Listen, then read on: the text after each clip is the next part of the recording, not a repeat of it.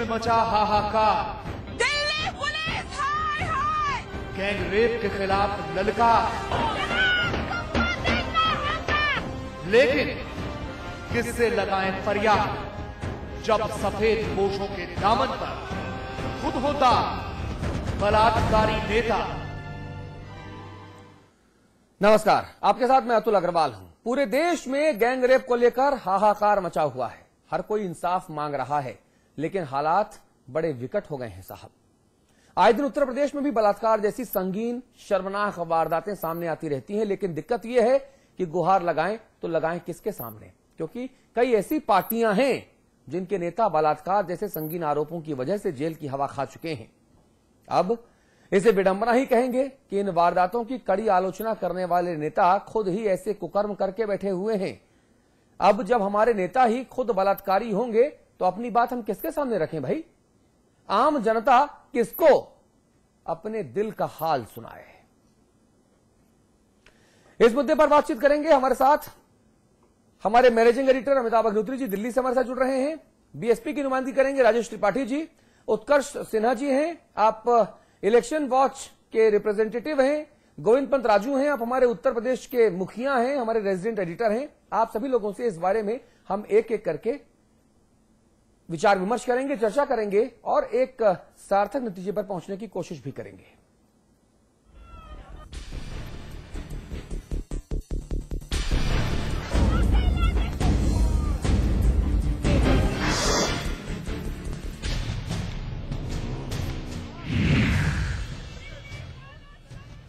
राजधानी में हुए सामूहिक बलात्कार ने पूरे देश में सनसनी मचा दी। पूरे देश में आक्रोश की आग सुलग चुकी है। आम राय यह है कि दोषियों को सख्त सजा हो और सरकार लड़कियों की सुरक्षा सुनिश्चित करे, लेकिन सरकार बनती है जनप्रतिनिधियों से और देश की मुख्य पार्टियों के तमाम ऐसे नेता हैं जिनके सर पर बलात्कार के आरोप लगे हुए हैं और कुछ तो ऐसे हैं जो जेल की हवा खा रहे हैं।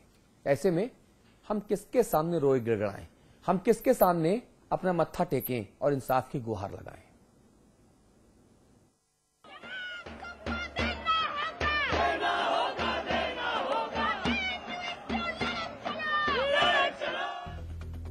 राजधानी में गैंगरेप के बाद आधी आबादी के आत्मसम्मान को भूल मत कीजिएगा। सियासत के सन्नाटों को चीरती हुई आवाज में घोषणा है कि अब नजरों को बदलना होगा और नजारों को भी। देश के आक्रोश को अंजाम का इंतजार है। जीत की जिद के साथ उठा है ये आक्रोश। बदलाव इसकी बुनियादी शर्त है। इस मुल्क की बेटियां गुस्से में हैं।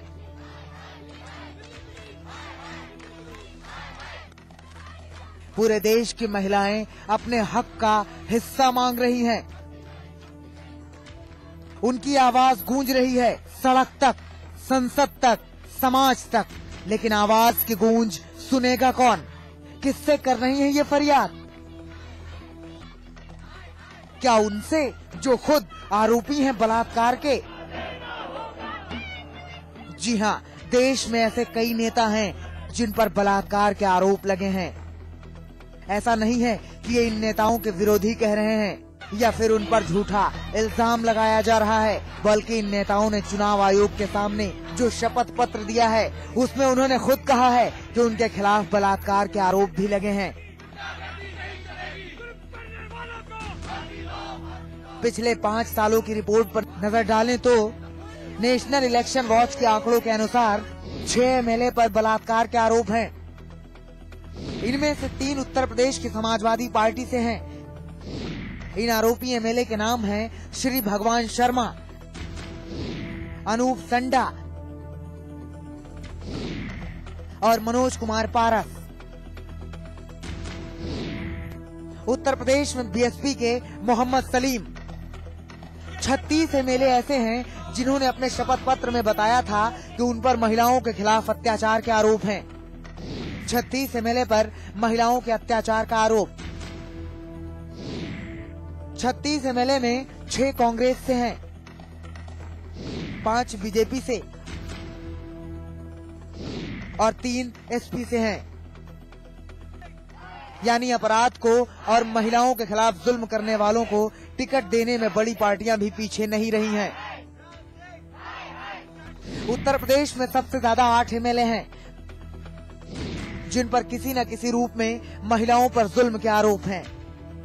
दिल्ली में गैंगरेप हुआ तो इन्हीं आरोपी नेताओं के दल से सहानुभूति के लिए नेता जुटे, मशाले जलाई, मोमबत्तियों की लौ को तेज करने के भाषण दिए गए। हमारे चाल और चरित्र के विरोधाभासों पर दिल्ली के इंडिया गेट पर तनी मशालों की श्रृंखला में नई सुबह की प्रस्तावना लिखने की तड़प कैसे पूरी होगी, क्योंकि जिनके हाथ में लोकतंत्र का भविष्य हमने अपने मताधिकार का प्रयोग करके दे दिया, उनका चरित्र खुद दागदार है। अजीत त्रिपाठी, समाचार प्लस। और ये कुछ आंकड़े और नाम हमने आपको दिखाए हैं जिनके ऊपर लगे हैं संगीन आरोप। अब इन नेताओं से कोई गुहार लगाए तो लगाए कैसे साहब? आइए कुछ और दागदार लोगों के नाम आपके सामने रखते हैं।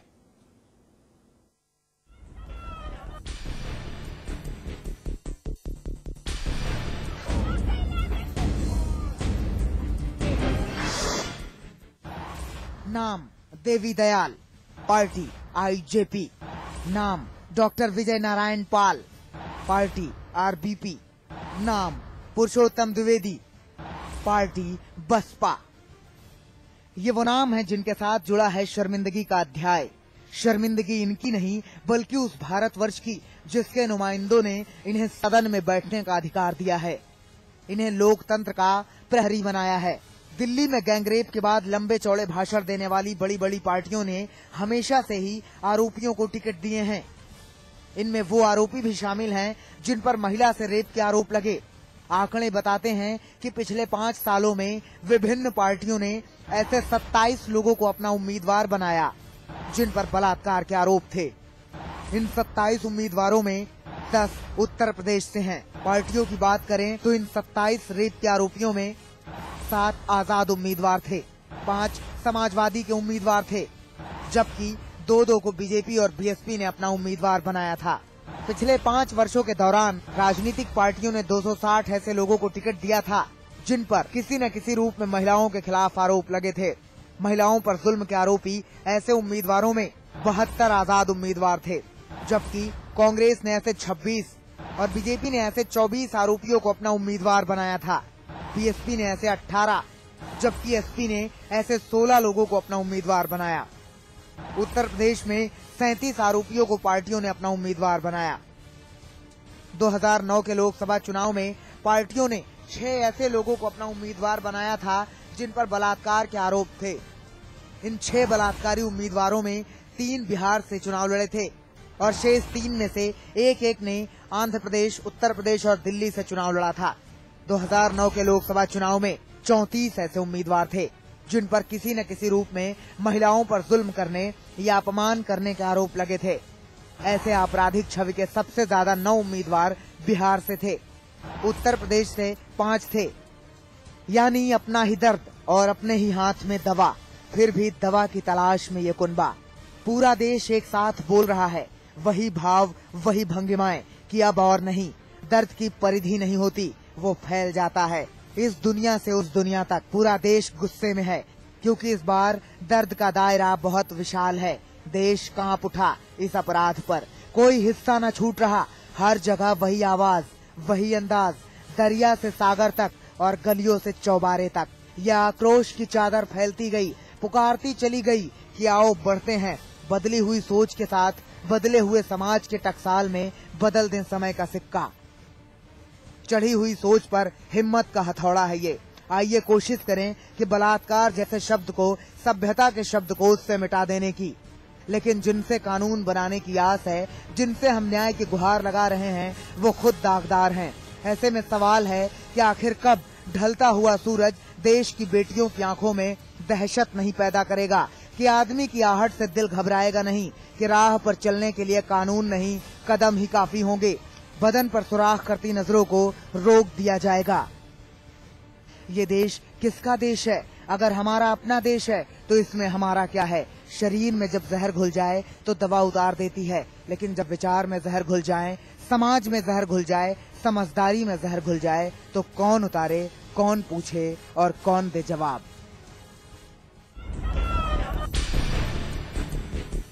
अजीत त्रिपाठी, समाचार प्लस। चलिए चर्चा को आगे बढ़ाते हैं। राजेश त्रिपाठी जी, सबसे पहले मैं आपके पास आना चाहूंगा। आप पूर्व पत्रकार हैं, वर्तमान में बहुजन समाज पार्टी के नेता हैं। मुझे बताइए, जो मौजूदा सरकार है उत्तर प्रदेश की सपा सरकार, इसमें जो मेरे पास आंकड़े हैं नेशनल इलेक्शन वॉच और एसोसिएशन फॉर डेमोक्रेटिक रिफॉर्म्स द्वारा जो ये रिलीज में जो आंकड़े आए इसमें कहा गया है कि वर्तमान की सपा सरकार के 47 मंत्रियों में से 25 मंत्री ऐसे हैं जिन्होंने चुनाव आयोग को दिए अपने शपथ पत्र में कहा है कि उनके खिलाफ आपराधिक मुकदमे दर्ज हैं, और इनमें से 9 मंत्री तकरीबन 19% ऐसे हैं जिनके खिलाफ संगीन अपराधों जैसे बलात्कार, हत्या का प्रयास, अपहरण और डकैती जैसे मुकदमे दर्ज हैं। इनके पास जाकर शिकायत करें क्या मिलेगा हमको?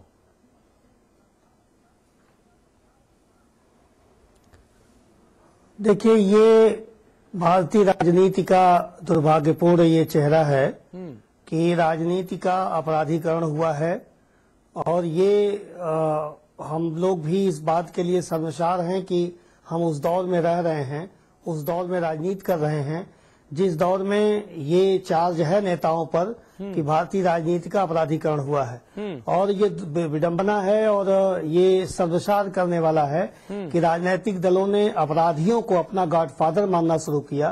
कभी राजनीतिक दल अपराधियों से पर्दे के पीछे से मदद लिया करता था, ये मैं सुना करता था पत्रकारिता के दौरान, मगर बाद के दिनों में 70 के दशक के बाद से ये दौर आया है कि चाहे वो किसी भी तरह के अपराधी रहे हो, आपका जो मुख्य एजेंडा आज आपका बलात्कार का है, तो चाहे वो माफिया हो, अपराधी हो या किसी भी तरह के हो, निश्चित रूप से उन लोगों ने ये देखा कि जब हम नेताओं की, राजनीतिक दलों की पर्दे के पीछे से मदद कर रहे हैं तो क्यों नहीं हम सीधे पर्दे पे आओ। फिर ब्लैकमेलिंग करके वो लोग राजनीति में घुसे हैं, और जब से ये राजनीतिक अपराधी राजनीतिज्ञों पर भारी हुए हैं, यकीनन ये कहने में मुझे कोई संकोच नहीं कि अपराधियों ने पूरी तरह से राजनीतिक दलों को अपने गिरफ्त में किसी न किसी रूप में ले रखा है।